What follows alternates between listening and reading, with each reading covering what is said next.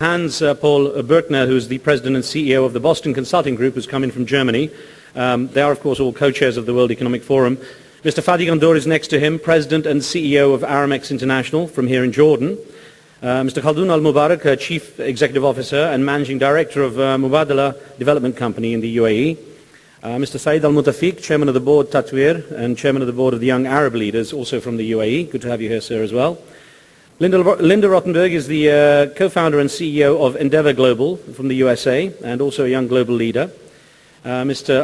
Seshasayee is the managing director of Ashok Leyland, coming from India. He is also president of the Confederation of Indian Industry. And Sir Martin Sorrell, to my immediate left, is the group chief executive of WPP, who's coming from the United Kingdom. So, starting at the end over there, Mr. Hans-Paul Bürkner, if I could start, first of all, I guess, to get your perspective, what would you think can be done to make a significant difference in this region? Well, first I would like to start by agreeing with you that I'm also personally very optimistic about the future of the region. I think there is an enormous opportunity for a continued path of growth, prosperity, and hopefully also peace if the region embraces diversity. Diversity in all its dimensions. Industrial diversity, business model diversity, institutional diversity, and of course also cultural and religious diversity. What do I mean by those four diversities? Well, the industrial diversity is obvious. Lowering the dependence on oil is crucial for the region, and enormous steps are being taken over the last several years, and even more over the next several years, to build industries beyond oil. Financial services, tourism, travel, logistics, knowledge-based industries, petrochemicals, other resource-based industries. And this will, of course, not only bring a lot of opportunities for companies, but it will bring above all also jobs for the many young people we have heard about, 200 million below the age of 24, who need a job and who need a destination. The second is the business model diversity. In a world where value-added chains are being taken apart, and the BCG talks about deconstruction, it is very important not only to choose what kind of business to do, but also how to do it. And it's really key to focus on those steps of the value-added chain where you can provide the best opportunity and the best value proposition. And given that the companies in this region have very few legacy assets, they can really focus on their key value-added steps where they can bring really the best value and where they can also really stand out. And I have no doubt that the companies in the Middle East will do so over the next several years. If they focus on the right value-added steps, they can easily become also not only regional leaders, but also global leaders in specific industries. Thirdly, institutional diversity. And here it's very important that there's not just one model that works. We need very small companies, micro-entrepreneurs, and multinationals. We need private and public companies. We need a framework, legal framework, but also institutional framework, and the support of those frameworks, stable frameworks, by the various states. And here the governments play a crucial role by providing the frameworks, but also by supporting development through supporting education, by supporting the build-up of industries, also the removal of certain regulations that have hindered entrepreneurship over the last several years. And then finally, and probably most important of all, is cultural and religious diversity. The Middle East has been a place where many people have met, has been a place for exchange of ideas, of goods, of services, and I think there's a huge opportunity again today to be such a place and to bridge the gap between the West and the East, the North and the South. And if the Middle East and its people, and I have no doubt that they will, embrace diversity in all their dimensions, then there will be path of continued growth, of prosperity, and hopefully also peace. Thank you. Thank you, Mr. Bürkner. Well, Fadi Ghandour heads up Aramex International, a remarkable story. Someone once asked me if FedEx and UPS merged, would it be called Fed Up? But yes. well, I know you, of course, have made a difference to this region with Aramex. The feelers going out from the very heart of the Middle East. But I wonder what the next step is for you. How do you take the next step? Thank you, Rez. I think what's essential now for businesses in the region, for entrepreneurs in the Arab world, is to look beyond making profits. It's to decide what is the business of business finally. Is the business of business just simply concentrating on commercialism, on creating businesses, on looking at the interests of the shareholders only from the narrow perspective of profitability and the economic performance of the company? Or are businesses and entrepreneurs in the region going to become much more activists in the way they address the issues of development in society? Issues of education, issues of the environment, issues that affect everyday society. Is the private sector going to sit and leave government alone to address the issues of development, or are we going to sit on the table with them as partners and influence the way the future of this region is being shaped? It is time that I think we become much more activists. There is much more. It's not. It's on, yeah. Closer? No, I think you're okay, yeah. It is time that the business community actually does become much more activist in addressing these issues. Because at the end of the day, it is our society, this is our future, the future of our children, and it cannot be left to NGOs and government alone. And at the end of the day, it has to be looked at as an investment in the society that we live in, rather than just strictly charity.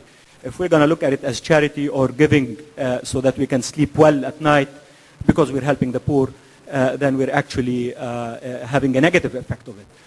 We need to be able to go out, empower the youth, and empowering the youth means we need to bring in much more than our capital and our businesses. We need to bring in our skills, we need to bring in our knowledge, our capabilities, and go out to the communities of youth and communities that are marginalized and living outside of the prosperity that we are living today. And there is a huge community that has been forgotten. And I think the private sector has an amazing and incredible and very important role, and it needs to assert itself finally so that we can influence the future. Thank you very much, Fadi. Mr. Khaldoon al-Mubarak, of course the UAE is a leading area in this region for showing what progress can mean. So sir, I ask you for your vision for how things might improve. Well, first of all, I think we are living in some very exciting times for the Middle East and North Africa. This is one of the most exciting periods that this region has gone through in a long time. The current surplus exceeds $1 trillion since 2004 for the MENA region. And more importantly to me is that the MENA region has become a destination for foreign direct investment. This is a new trend. In the past oil booms, a lot of the investments were going outwards. Today we see a very different trend. There's a lot of investment coming from abroad, but also a lot of inward investment, a lot of infrastructure investment. It's a completely different trend. In terms of FDIs, the MENA region achieved in 2006 an FDI surplus of $24.4 billion. This compares to $1 to $2 billion for the entire period from 1990 to 2000. It's a dramatic change. Beyond that, there's been a new trend of intra-regional investment, meaning investment from Saudi Arabia into the UAE, UAE into Jordan, Jordan into... There's a lot more investments within the region.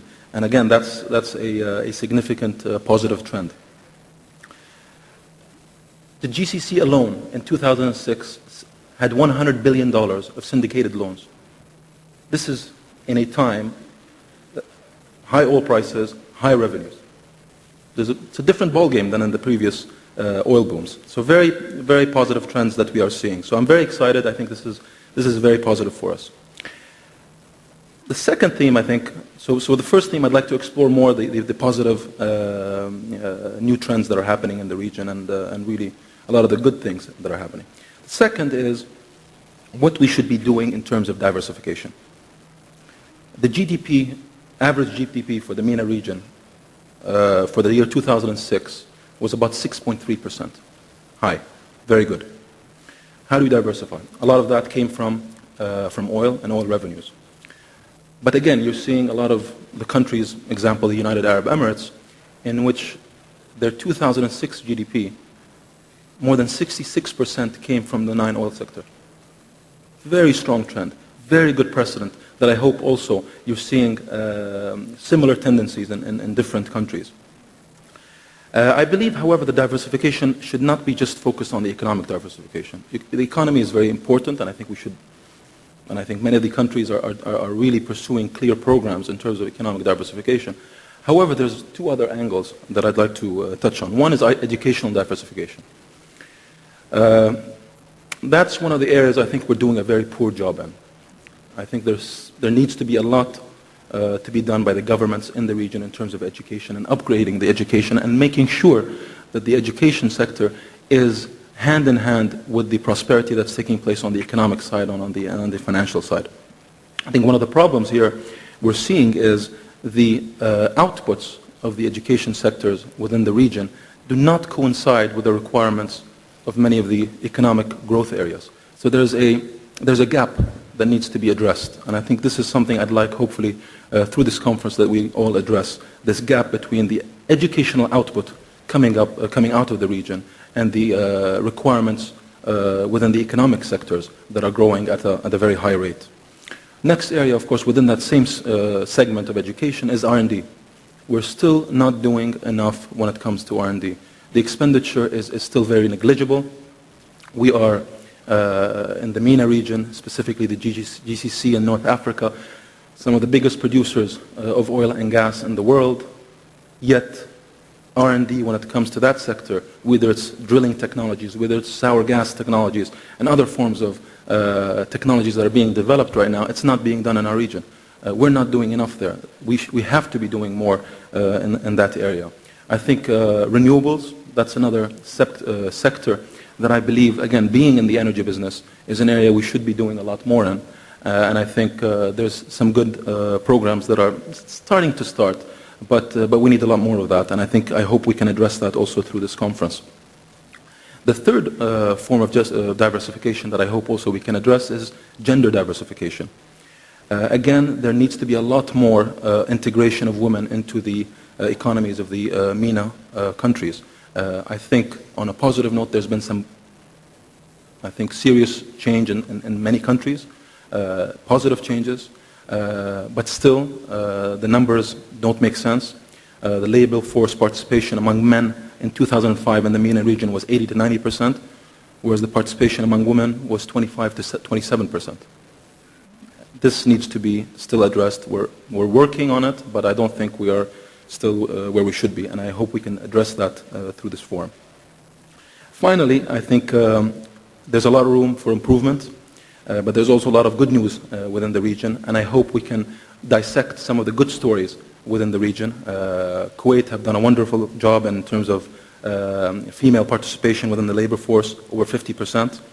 Qatar has done dramatic steps in the education and the reform of the education sector, and I hope that gets dissected and seen in terms of how that can help other countries within the MENA region. Jordan have very well managed their inflation and also reduced government fuel subsidies very well, and I think that's something we should all look at. The UAE has done great in terms of its economic diversification with a significant chunk of their GDP going to the non-oil sector. Egypt and Tunisia have done great in diversifying their and attracting a lot of FDIs through privatization. These are all good examples. So I just want to emphasize, let's try to keep a positive note, focus on the positives, and work towards learning from that. Thank you, Mr. Mubarak. Thank you very much, sir. Saeed al-Muntafiq, who's coming from the UAE as well, your personal vision for how things might improve. Assalamu alaikum. I really want to start where my colleague Fadi ended, which is the role of the private sector and the establishment and the development of that vision and its execution over, let's say, the next 5 years. And I think more or most of what I'm going to say has been said before, but if we can, if you allow me to spend a couple of more minutes in maybe detailing it a bit further. The first is this whole notion of public-private partnership. This is critical, and it's an important part, I believe, of what the private sector should play. And it should play a major role in the development of not just superficial partnerships, but ensuring that it accesses these partnerships across the region. There are many models of success in that area, specifically the country that I come from, but also there are many others in the Arab world. And I think engaging and making sure that the development agenda, the economic development agenda, is a key responsibility for us rather than just government, is definitely something that's going to drive us and help us achieve our goals and objectives over the next 5 years. The second one is entrepreneurship. And I don't mean entrepreneurship in the hard infrastructure sense, which is the idea generation and the funding and the policy and regulations that are required to fuel that particular division, because I think all of us here know that those are a must. But more from a cultural perspective, I think we need to design an education system that can help the home understand what entrepreneurship is all about. Help schools teach entrepreneurship at schools so that they can teach our young to be participating in that environment. Today, although there is much that has been done in that area, most of the entrepreneurship activity are more often than not in most countries in our world are really discouraged. You are more encouraged in most households to go and get a job rather than start your own business because the risks are far higher in failure. Well, it is that failure that I think we need to encourage so that we make sure that we grow an economy that is competitive and healthy, and this sector that is referred to as a small, medium-sized enterprise plays more and more of a role in our development, which raises two other aspects of this particular bucket. One is, of course, a middle class, which needs to exist so that it fuels our economy and growth.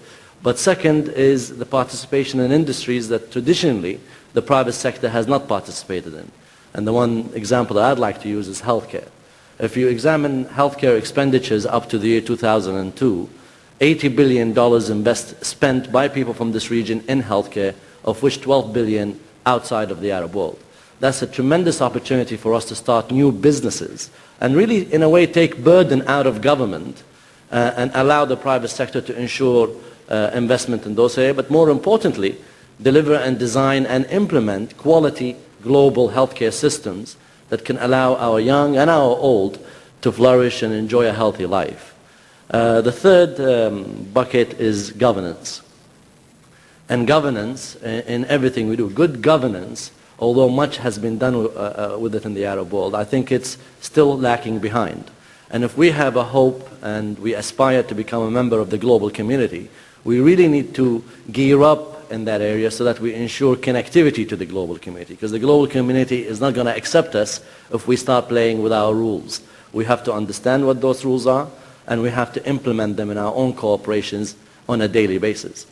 The example that I like to use here is very much like the European Union. In order for you to actually be accepted into the European Union, you have to comply with the minimum standards in terms of the way you manage your country and economy and social and political and economic life.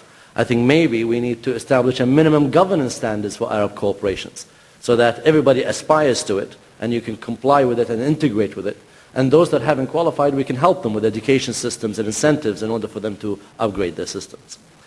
Finally, in summary, this whole notion of corporate culture, I believe that requires the creation of an Arab value system, an Arab corporate value system that is based and built upon meritocracy in our corporations.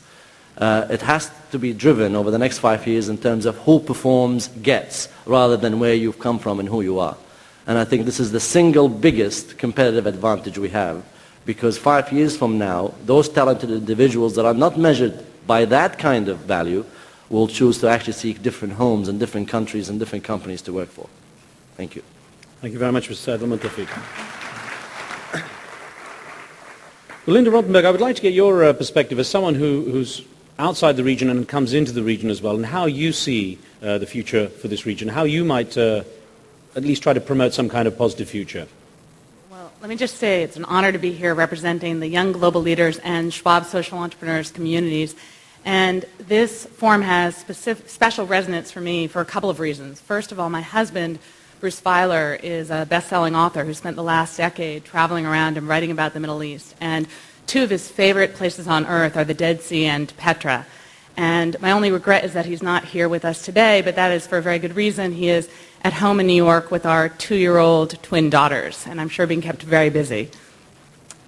I thought in answer to the question it would be helpful to explain a little bit of my background and what brings me here today. 12 years ago, I found myself living in Latin America and talking a lot to young people about entrepreneurship. And at the time, there was neither a Spanish nor Portuguese word for entrepreneur or entrepreneurship, making my life a little difficult. So, believing in the power of stories, I told the story that had most inspired me, which was the founding of Apple Computer in Silicon Valley by Steve Jobs and Steve Wozniak. And one day after my talk, a young Argentine came up to me and he said, "Linda, that's a nice story, but how does it relate to my life? I live in Latin America. No one will give me money to start my crazy idea, and I don't even have a garage." So, realizing that the Silicon Valley startup model was not ideal, I started probing people about the culture of entrepreneurship, as I said, in the region. And what came up consistently was a number of obstacles. First, people would say there were few self-made role models. Most of the businesses were started by large, existing families, where most of the concentration of wealth and networks were. There was a lack of mentorship. There was no one to help people think bigger. There was little tolerance of failure. There was a managerial talent deficit, so most companies were one-man or one-woman shows. There was no patient capital, often referred to as venture capital. And then there were the regulatory obstacles that made exit strategies different and bankruptcy complicated. So 10 years ago, I co-founded Endeavor to identify and support high-impact entrepreneurs in emerging markets around the world, to help them overcome these obstacles, and then to tell their stories, to create a role model or multiplier effect. Today, we operate in 9 countries, all the major markets in Latin America, plus South Africa and Turkey, with expansion plans into MENA and Asia. We've screened 15,000 entrepreneurs and selected 267 from 160 companies to become Endeavor entrepreneurs, and helped them last year generate over $1.5 billion in revenues and 75,000 jobs that pay on average 10 times the minimum wage.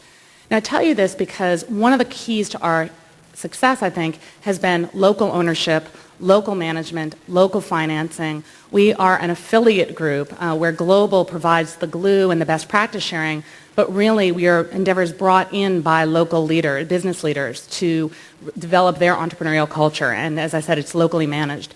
And about 2 years ago, I started getting a number of calls from the MENA region. So in fact, last year we set up Endeavor in Turkey. I know Fadi Nahas, one of our board members, is here with us today. We sent scoping teams to Egypt and Morocco, and I met with a number of Lebanese business leaders at a Tech Lab conference in MIT. And what was so interesting is those same barriers that I just talked about, we heard from them. The same obstacles existed. And I think a lot of times, to answer your question, we talk about and emphasize the differences. And I think the commonalities are really strong. And at the same time as there are similar challenges, there are similar opportunities. I think the talent, the young population, the great wealth of ideas, the great entrepreneurial history that the Middle East has is very similar to what we've seen elsewhere. And so I'm quite excited to be here. I'm in fact going to be leading a workspace session for 3 hours on empowering entrepreneurs on Sunday. And I look forward to speaking with many of you about what these challenges and opportunities are for high-impact entrepreneurship in the region. Thank you. Thank you very much, Linda Rottenberg. Mr. Seshasayee, who's with Ashok Leyland, you've come in from India, sir. Let's get your perspective on the region and what you think might be done. Thank you. I must first establish my credentials for making a statement, because I believe that you can't find greater diversity than in India. We have something like about 130 officially recognized languages, over 10,000 dialects. I can't speak the language 100 kilometers from my hometown. We have as many religions in the world, all of them being represented in India. a very diverse society that has existed for several centuries. I'm not saying that we made a great success of that, but certainly India has preserved itself as a functioning democracy for 60 years. We'll shortly be celebrating 60 years of our independence. And there must be something, therefore, that India has done right, which could probably give some kind of an idea in terms of how to manage diversity. And it's in that perspective I'd like to make 3 statements. Firstly, we've had a long history of communal violence. We had the Hindus and the Muslims fighting with each other in many parts of the country for many, many years. Yet, we have had, at the same time, amazing stories of people working together. I come from a village, and in that village, you got a Hindu temple and a Muslim mosque. And for many centuries, the Hindus pay for the festival in the mosque, and the Muslims pay for the festival in the temple. And why has this happened? It's happened because over the years, and particularly in the last 60 years, we've had the moderate voice having expression all the time. Democracy has given the strength and the articulation to the moderate voice. I believe strongly that every society follows statistically a normal curve. And a normal curve will leave aside the extremes. The normal behavior of any society is for moderation, is for peace. And if you can allow in this society the voice of the moderates to be heard powerfully, that acts as a deterrent against extremist behavior. Right now we are going through, and all the electronic channels are full of a story about a police officer who killed in a fake encounter a terrorist, an alleged terrorist. I'm not talking about the right and wrong of this, but the entire society is debating this issue. And the fact that there is so much of articulation against this is a deterrent against any aberrant behavior. That is what I think democracy has done to us. I'm not saying that therefore that's the answer everywhere, but in every society, moderate voice needs to be brought to the stage. Second, we look at economic diversity. We've had for many years an economy which was based on agriculture and commodities.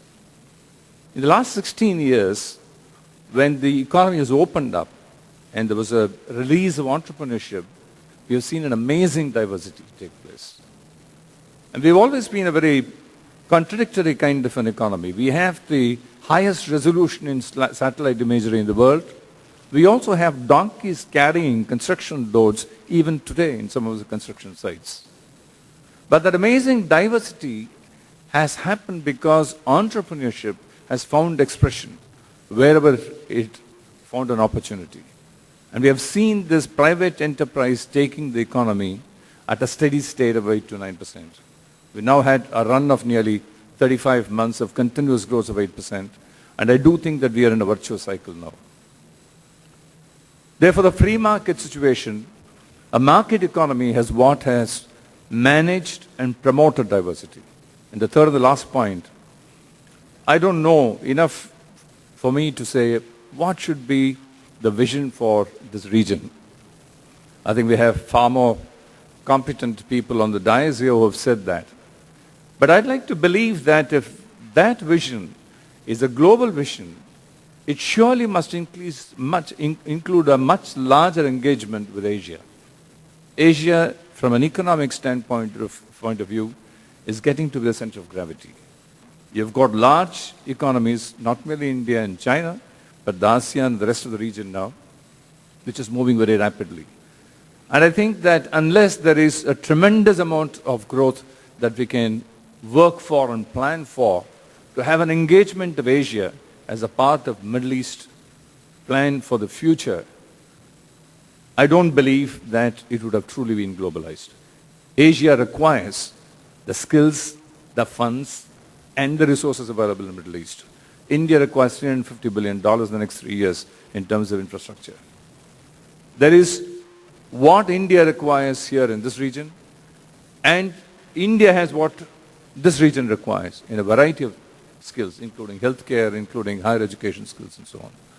I believe, therefore, an engagement with Asia, particularly from where I come from, India, would be a very integral component of the vision of the future. Thank you. Thank you, sir.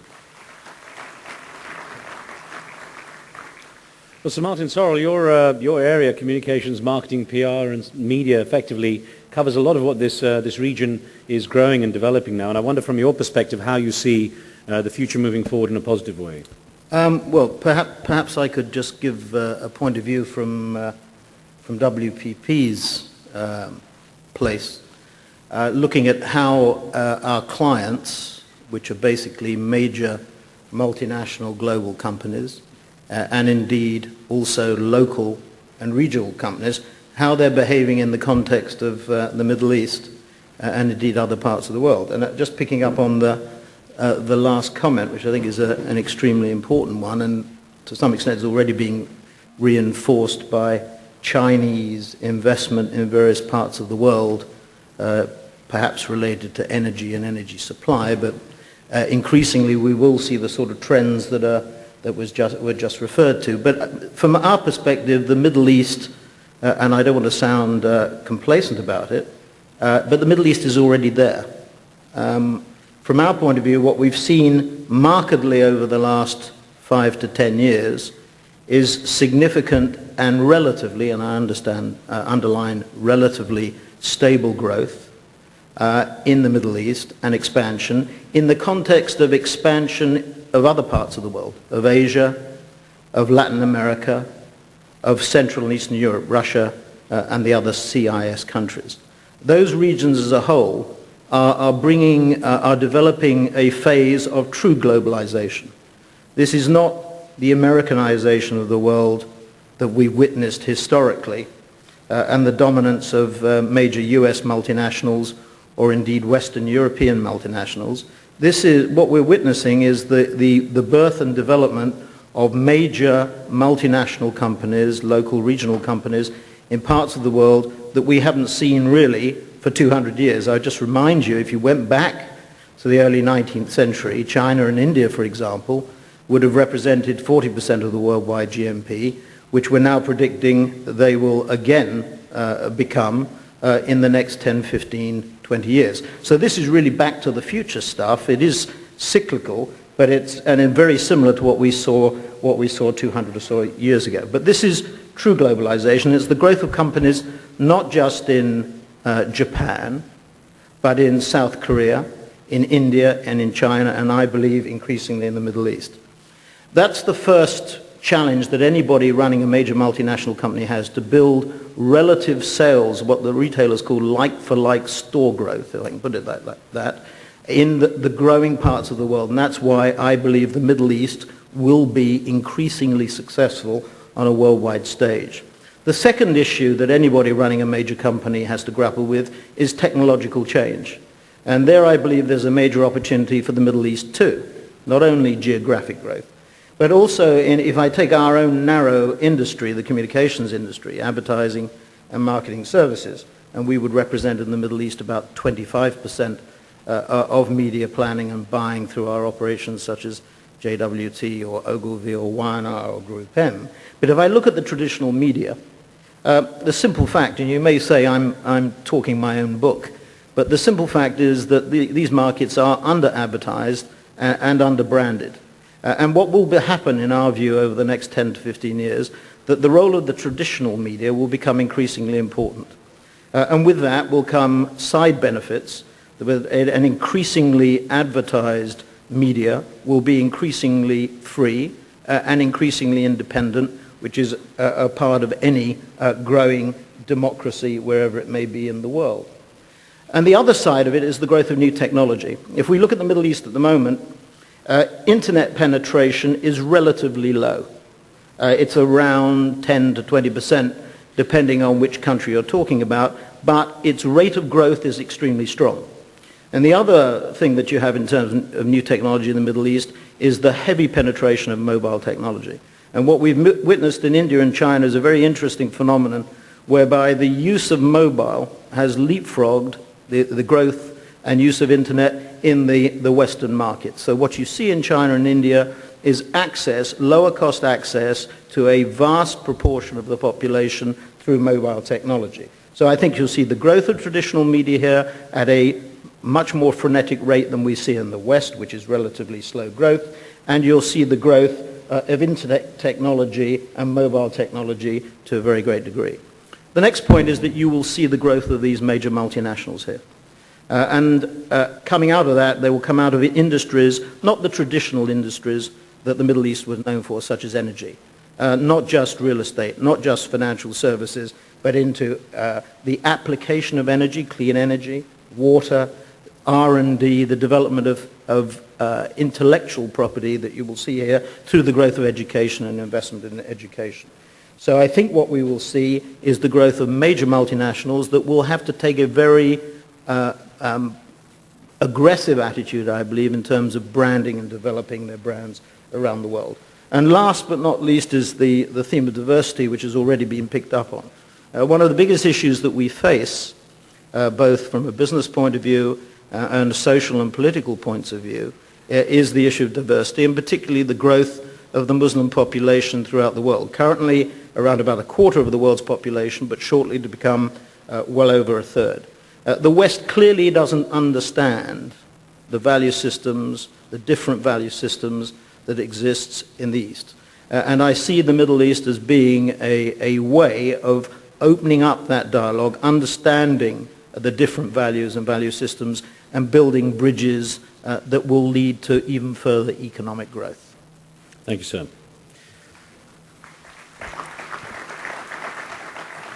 It occurs to me as brands come into the Middle East, they're going to have to face some of the challenges that they did when they went throughout the West. The story of Chevrolet Nova being released in Spain, and Nova meant doesn't go, which didn't really work very well for a car. Well, all goes to show that the world isn't exactly flat. Yes, exactly. Actually, Electrolux suffered because in America they had, translated from Sweden, Electrolux ad campaign said, "Nothing sucks like an Electrolux," which didn't go down too well either. Linda Rottenberg, if I can get back to you on the issue of entrepreneurship, looking at this region, obviously there's huge opportunity, but do you find that from what you've seen, the region is fairly risk averse? Do you find that people are a little bit wary about putting their neck out when it comes to entrepreneurship? I think this gets back to what Saeed said, which is that we need to promote failure. I think if you look at a place like Silicon Valley, a failure is seen as a badge of experience. And I think that it just takes even less than a generation. I think once there are some successful role models like, Aramex and Fadi's story promoted, then young people say, hey, wait a minute, he can do it, I can do it too. And I think that also if we can promote a few failures, I think that then people will take the risk, because then the risk of not succeeding means, okay, you can go and try again. So I'm actually very, very optimistic, because again, it mirrors what I've seen elsewhere. And just to get back to this issue of the relationships between cultures, I was noting before I came that 2 of our board members in Chile are actually of Palestinian descent, and 2 of our board members in Mexico are of Lebanese descent, including the Slim family. And I was telling my friends in Lebanon they should claim credit for having, the 3rd wealthiest man in the world who owns most of Latin America has been really done by Middle Eastern entrepreneurship, in my opinion. Thank you.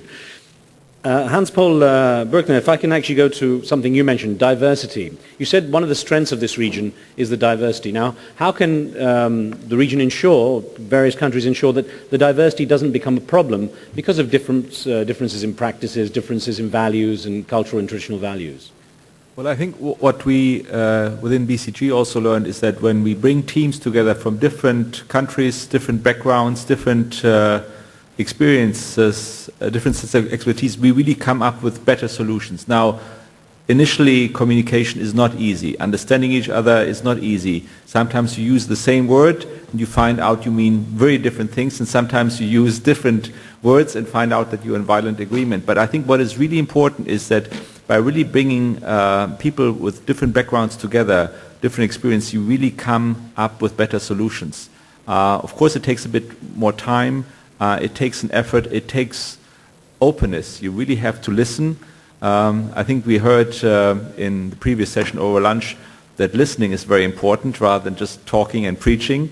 And if you then pick up the ideas, and maybe sometimes, changing the ideas a bit, you really come up with some very good solutions. And I think, as I said before, the Middle East is a place where people have exchanged not only products and services, but also ideas for hundreds of years. And I think that's also a big opportunity, and also to take in the offerings from foreign companies, but also local companies, and really tying those together, I think, provides enormous opportunities. Fadi Ghandour, you were saying it's time to look beyond the profits, that companies should now look at what else they can do to support the region. I wonder, with many of the companies that are growing in the Middle East, having grown recently and growing so fast, corporate culture is new. Is the region ready to start thinking beyond the profits, or are people really just getting into the idea of what profits can represent? I think businesses don't have a choice, Riz. Corporate activism and creating a corporate culture within the organizations, as we heard earlier from Saeed, and the corporate value system is essential. I mean, employees today and talent does not come into companies just because of compensation and how much you're going to pay them. Employees and people come to the company because they find that their talent is being nurtured within that organization. And part of that is the value system and the corporate culture that you have. If you're going to have a corporate culture that allows people to come in and be empowered and feel that they are owners and they are part of the decision-making process, and you give them probably stock options, and they are going out and doing the stuff that they've learned, and they're continuously learning within the organization, and they feel that that organization is contributing to the community, which is their community at the end of the day, then you are going to have an empowered workforce, and your performance is going to be enhanced at the end of the day, and the profit is going to be multiplied. So if you're going to think of it from a strictly financial perspective on the bottom line, you're going to be struggling. But if you're looking at what you're doing within your organization and within the community that you live in as an investment that effectively gives you returns, then you're going to be doing that. But is the region ready for it? Absolutely. I think foreign companies that have come into the region, part of the reason we should encourage more of it is that they bring habits with them.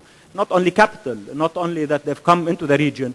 I think we should encourage more people and allow more foreign investment to come in here because they bring best practice. And we need to learn from others. And the culture of learning is a must for us so that we can benchmark against the best at all times. And we cannot at any time think that we are going to be competitive in a closed market or a closed society or a closed system. And that's where diversity comes in at the end of the day.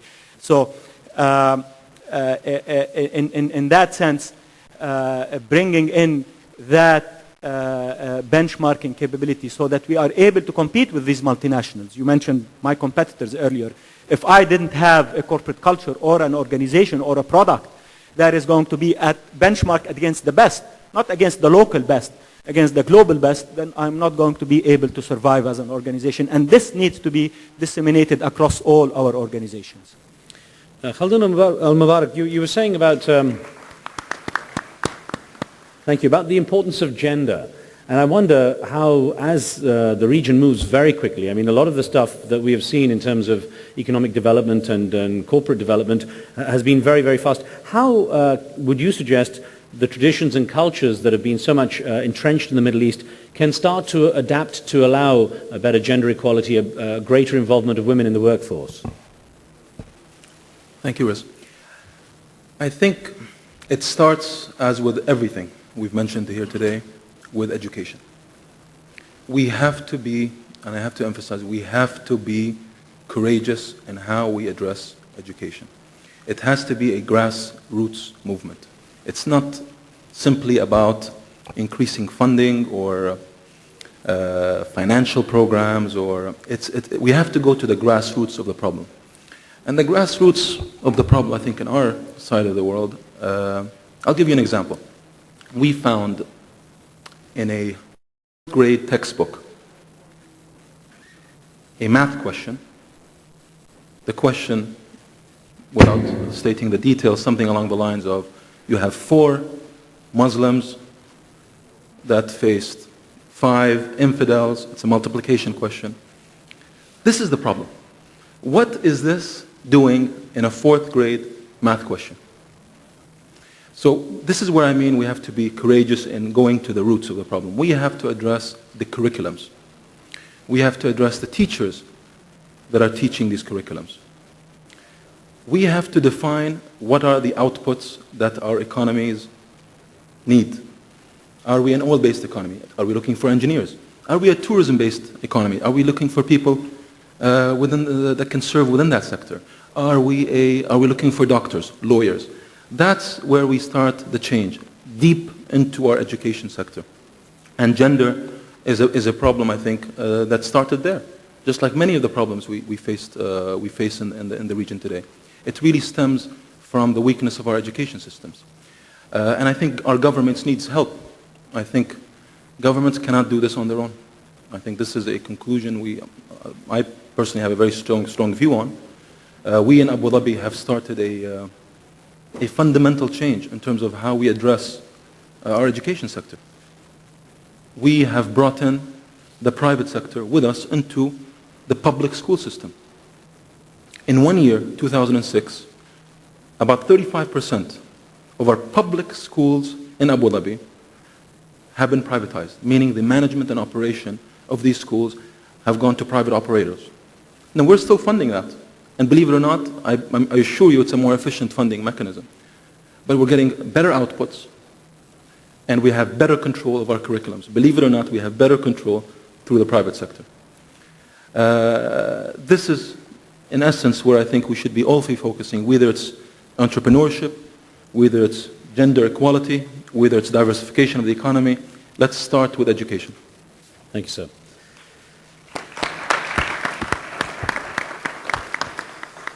Something that occurred to me, which I'd like to put to Saeed al-Muntafiq, is that certainly in the past decade, there's been obviously a huge boost in inter-Arab trading and sort of dealings, investment certainly. And I wonder to what extent, when people often bemoan a lack of political unity in some areas of the Arab world, that the economic unity, the investments between various nations, might help to create a greater unity at every other level. Absolutely, I agree with your statement. I just don't think, I'm not in your camp, I'm afraid. I don't think there's enough of that going on at the moment. I think if you look at all the numbers, then there are less than any other two countries neighboring each other, let alone a region as big as ours and as diversified as ours and as complex as ours. But without a doubt, I mean, I see many companies here in the Arab world and outside that only focus on opportunities that exist outside of the Arab world. You know, the traveling time from Muscat all the way to Casablanca is about 10 hours. That's a very vast region with tremendous opportunities in all sectors, in my opinion. And you know, those opportunities that exist in the Arab world, we won't have it as good always because, as Martin referred to, multinationals, corporations, we have certain laws and regulations in all of our countries that sort of develop protection for us in terms of how much competitiveness can we create in a particular country or an economy. That's not going to be the case for always. And therefore, capturing the opportunities and developing a monopolistic mindset, at least for the next 5 years, in terms of me being Arab and looking at the Arab world as a market that I think Arab companies should control and dominate, at least in the next 5 years. If we don't do that and also strengthen our systems, then the barbarians at the gate will come in and sort of steal all that opportunity from us. And these companies are much more knowledgeable, much more powerful, much more, have longer history, more systems, stronger workforce, more dedicated workforce, bigger incentives, corporate cultures that exist within them are there for years and they've established it into a system and a science. So therefore we really have to increase that relationship, not just in terms of investments only, in my opinion, but also areas of mergers and acquisitions. There are tremendous companies that exist in our world. I would like to add to what Fadi said, but slightly with a difference, and that is this know-how that exists outside of the Arab world, I believe as equal amount exists in the Arab world. There are a lot of good stuff that the international community and the international corporate environment can bring to us. But you know what? I think we can invent our own. And I think we know our region, we know our market better than anybody else. I think we should keep our attention as to what's happening around us, Asia, Europe, and America. But at least in where I come from, we've always prided ourselves that we are Arabs, for Arabs, and we run our business in an Arab way with a global mindset. And I believe that is really the opportunity. We could truly create global companies that can take these current global companies head on if we were to cooperate and work closer together. So Martin, I think you wanted to add something, yeah? I think Saeed's point is extremely well made. If you look at what's happening in China, and we were in Beijing and Shanghai a few weeks ago, and it was noticeable the increase in the self-confidence of large Chinese national companies and multinational companies. And some of the companies that we're seeing being born in China and beyond China, particularly around the branding efforts of the Beijing 2008 Games, having a significant impact, and there's a greater degree of self-confidence. We also see it in India. I mean, who would have conceived that Tata would buy British Steel, which was what Chorus was? We rebranded it out of Hoogovens and British Steel. And who would have thought the underbidder in the auction was a Brazilian steel company? The world is changing with a rapidity that we haven't seen. And I totally agree with Saeed that these skills and this self-confidence, which, I've only been here for, let's say, 24 hours, you can detect it here in the Middle East too. This degree of self-confidence will breed a competitiveness and an absorption of the skills. And by the way, just one other point. When the Chinese and the Indians look at some of the issues that face Western European multinational companies, or Western Europe in particular, because the jury, I think, is out in relation to the United States in the longer term. But in Western Europe, there are severe structural problems that have to be addressed. When Chinese and Indian companies look at the problems that companies in Western Europe have to deal with, they tend to think that they do have a competitive advantage. They don't have the legacy systems. Countries are rather like old companies that have pension liabilities and healthcare liabilities and don't have clean sheets of paper. You see this in the new technology area as well, when new technology companies start and compete against older technology companies. And I think this is a very powerful force, and I agreed 150% with what you just said, that these skills can be acquired, they can be developed, and companies here will become very, very competitive on a world stage. Thanks, sir. Mr. Seshasayee, if I could ask you about India's role, or at least the South Asian role, being on the doorstep here with the Arab world. You were saying that it has a greater role to play. In which sectors do you feel that there could be greater cooperation? I'm tempted to give a classic answer to that, to say that let's look at India coming in terms of healthcare, in terms of doing something on education. Let the UAE, for example, look at infrastructure projects. That's a classic answer. But I think we need to look at it somewhat differently. We need to look at what would be the kind of leadership edge that we can together bring to the world. Water was being mentioned. India is going to be acutely short of water. It already is. And water is a major issue here. I'm not sure that we have thought it right for the two regions to come together, for a cutting-edge technology to be developed together to solve the problem of water. Now that's something which, to my mind, would offer leadership position to the regions coming together globally.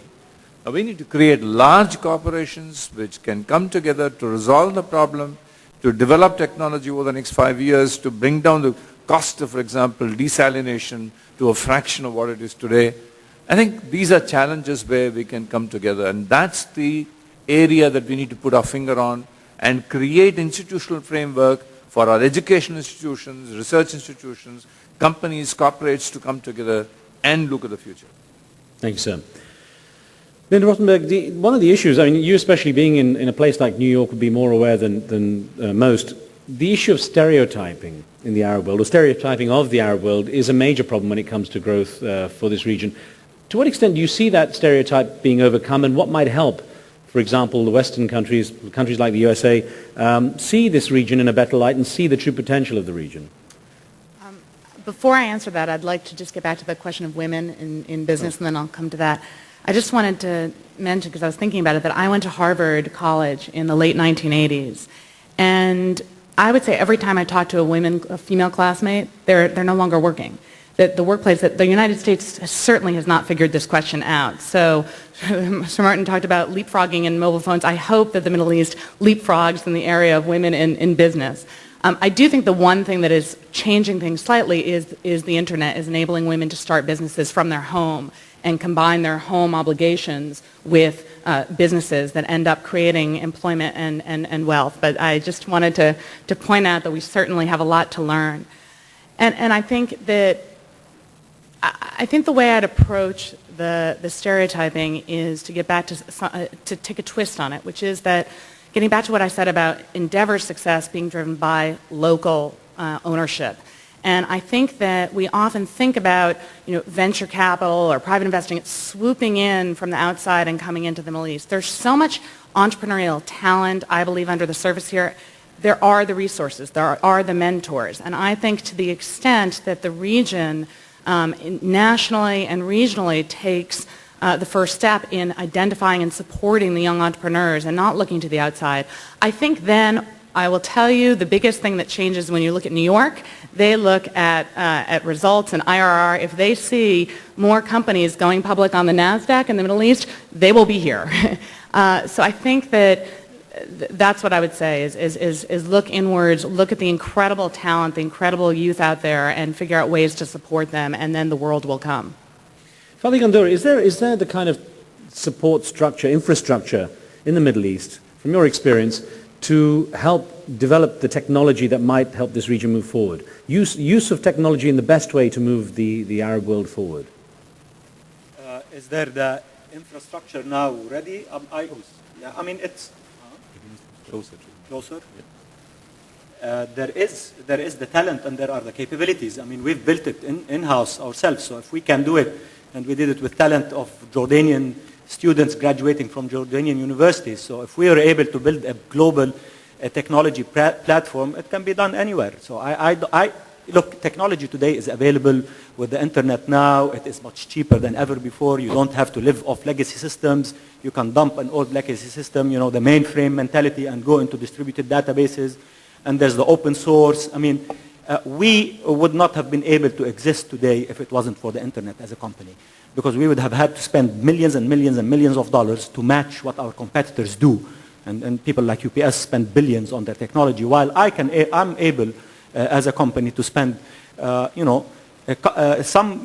much fewer dollars, if you want, and build a similar system that does a similar thing. So if it can be done with us, it can be done with anybody. And it's about again, education. And I think our education system is producing a lot of talent in certain areas. We need to do much more of it, but it's there. Yeah, I don't see that as a hurdle. Technology is available off the shelf today. Thank you. Mr. Seshasayee, you believe there's I was just going to add a dimension to this discussion on technology development. My little experience is that we need a sort of a mission at a national level in order to be able to commit resources and look at technology for the future. The market forces by themselves would certainly create technology, but I think we are going to be looking at leapfrog technology, something that's going to be relevant for the next 10, 15, 20 years. Then I believe that you need a national mission. And I think, as I said, it could be water, it could be solar energy. So there are possibilities where we say that we mount a national mission to look at what can be done in terms of the resources that we have, which can then give us a major kind of a breakthrough in terms of our future, the need for the mankind of the future. Thank you, sir.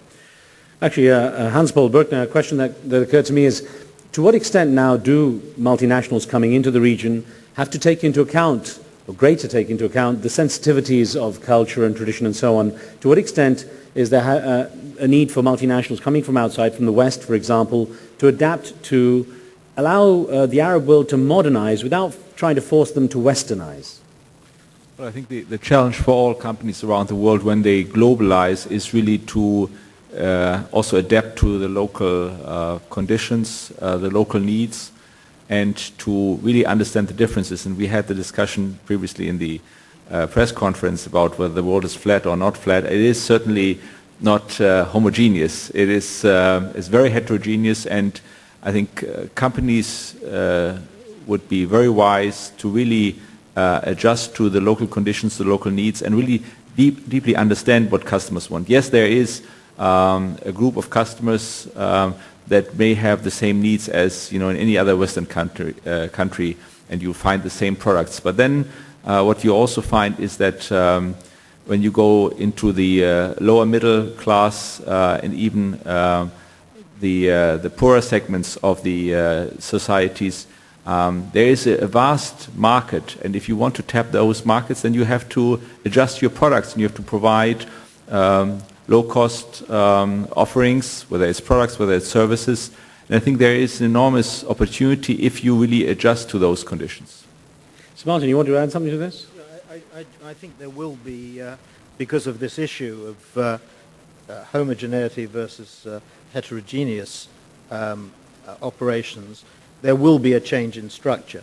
I mean, if you look at the last 10, 15, 20 years, multinationals have tended, on balance, to be more coordinated, more centralized, more globalized, and have more global organizations. The role of the country manager has been successively diminished, maybe rightly to try and coordinate and make the corporation more efficient, particularly in a low inflationary environment we've had over the last 15, 16, 17 years, generally around the world. But I think things are changing. It seems to me not sensible, to put it mildly, to treat China with arguably 1.5 billion people in the same way you would treat Switzerland with 5 million people. And clearly China is 32 provinces. India would be 27 states or thereabouts. And there have to be organizational structures with more sensitivity and greater difference. I mean, generally, I think one would agree with Tom Friedman's thesis in the world is flat, although there are other business school professors who are going the other way in terms of explaining it, and there's a happy medium. I think net what will happen is regional management, the role of regional management will diminish. Global management will continue, but you'll see the rise of a different sort of country manager inside multinational structures, which will be much more sensitive to the needs locally, build relationships with government in the area of corporate social responsibility or global citizenship, build relationships with educational institutions for research and development, and companies will increasingly want to pull that together at a national level. Fadi Ghandour, I know you wanted to contribute to this too. I just wanted to pick up on an issue that I think is essential for us, which we spoke about earlier in the press conference, which is, and Saeed touched on it, which is the issue of governance and corporate governance. And I think with the boom in the public markets and the stock exchanges in the region, you have many more companies going out public in the region, and that is creating a new issue, a new part of the culture of transparency, of disclosure. And it is basically the democratization of the corporation at the end of the day, and this is a very important thing that is causing a serious change in the region. We are being, us public companies are accountable to our shareholders. They drill us. They come and check our organizations and see how we do. Because of that, by the way, you see a lot of foreign funds now coming into the region. I have never, in the past 25 years, seen as many foreign funds calling on us and wanting us to tell our story, and they come into our organization and drill us to see whether we are worthy of their investment. This is something that our governments need to do, accountability and democratization through governance. Forget democracy. We don't want democracy. We want governance and transparency. Fadi, to what extent is your situation quite unique, though? I mean, how much is what you have done with Aramex, for example, paralleled by other companies around the region? Well, we're only unique that we did two public offerings, one on NASDAQ, and then we went back and did it on the Dubai Stock Exchange. At the end of the day, management is management. There is, yes, diversity, and in each country you need to do different things to adapt to the local needs, but management is management, and the product needs to be sold wherever you are. If there is a buyer that likes your value at the price that you're selling, you need to do that. So uniqueness, no uniqueness. If you're a public company, you have to have certain criteria of governance and accountability to your shareholders at the end of the day, because it's their money. It's not your money. It's not your company. It's their money. Saeed al-Muntafiq, I know you're a big proponent of public-private partnerships to move the region forward, and I wonder, from your perspective, how much the mechanism for effective public-private partnership has been developed or is developing in the region. Just before I address that point, just one thing about governance to add to what Fadi has said. There's another value that I think we need to concern ourselves about if we don't really embark on owning and developing a governance agenda for us, the private sector, but also for governments and non-profit organizations and so on. The notion is credibility. And it's credibility, not just to add to Fadi's point to shareholders, but also to our constituents, because governance, in one way or the other, is about you keeping your promises, being transparent, ensuring that what you say you will do, you will actually end up doing. And I think if we don't owe it just to ourselves, we owe it to current generations and generations to come, because everybody in this room, and I heard there's about 1,200 delegates, I'll get to your question in a second, 1,200 delegates.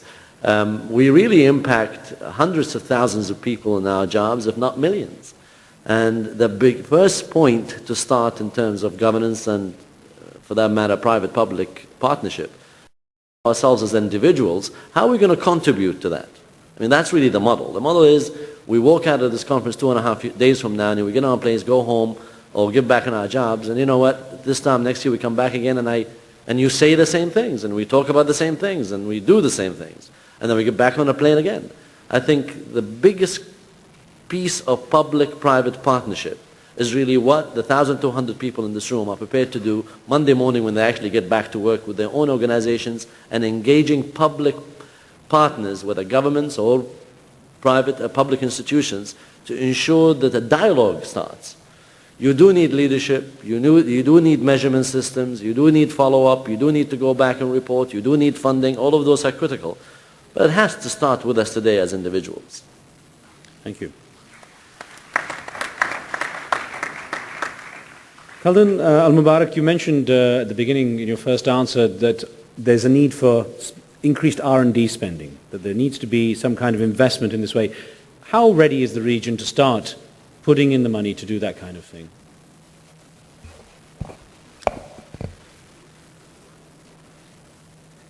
Not too ready, unfortunately. But we have to start. We have to start, and good initiatives need to start.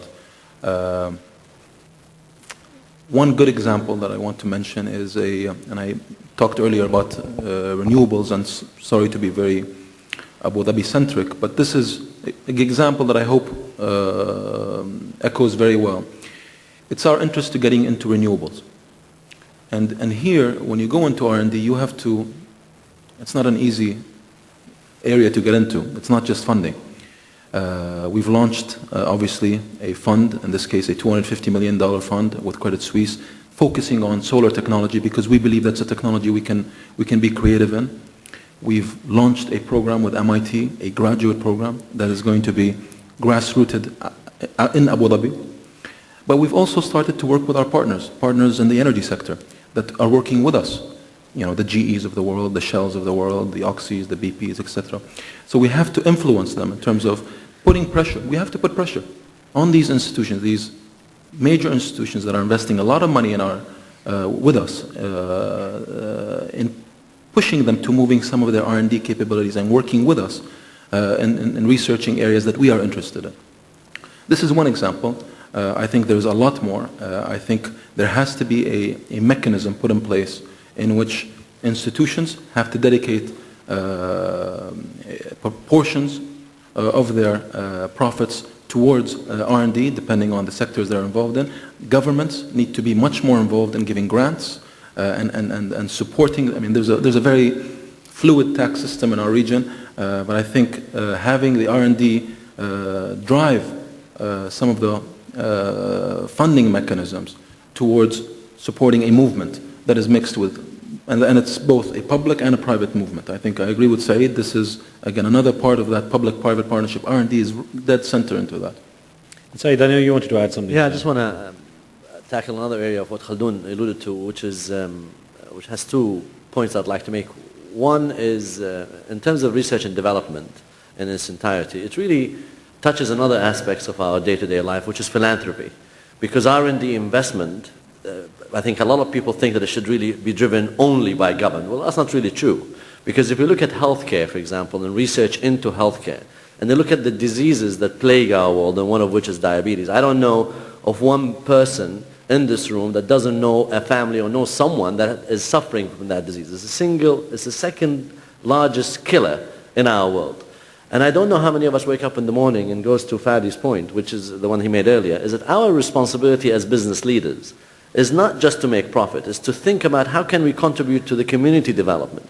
This investment in R&D is not for us. I hope I will, but I don't think I'll be alive to see the actual outputs of some of the research we've done in development and healthcare.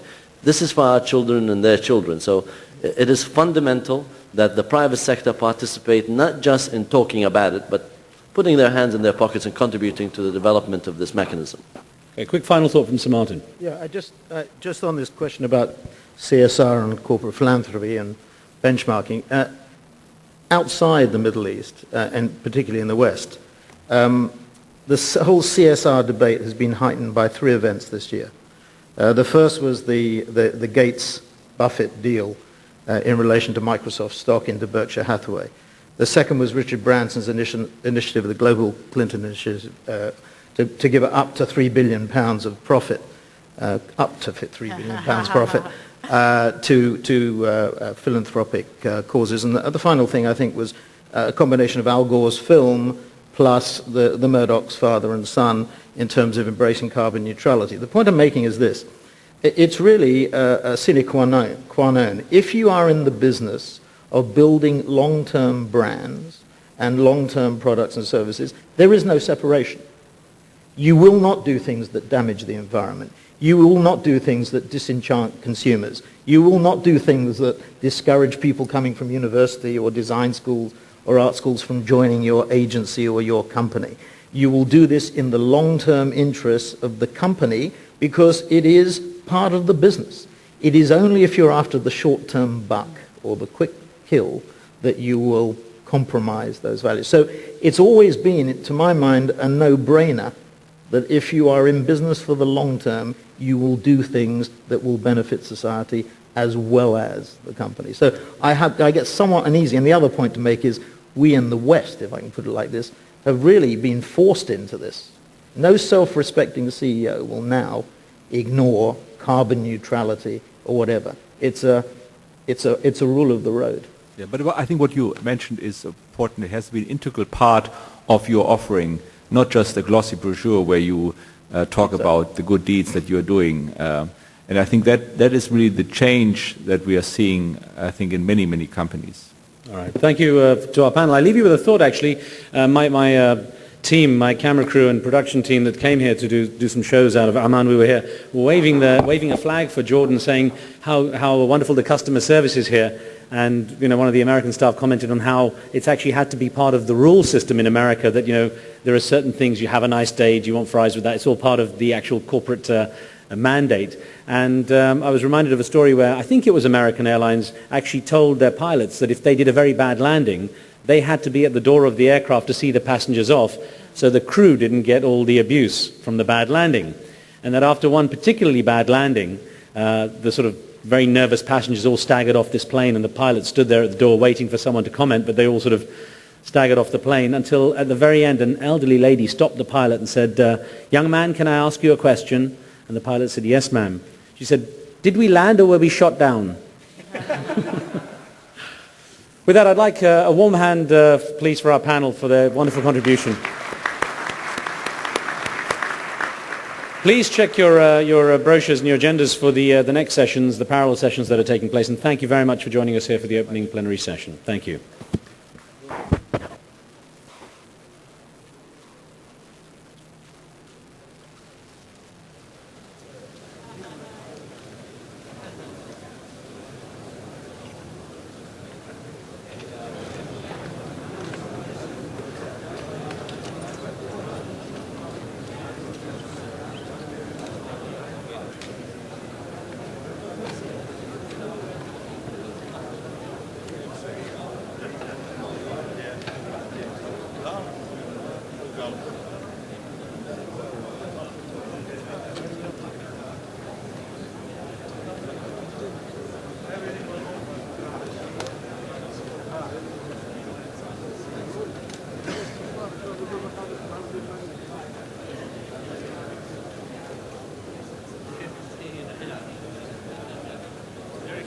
We do.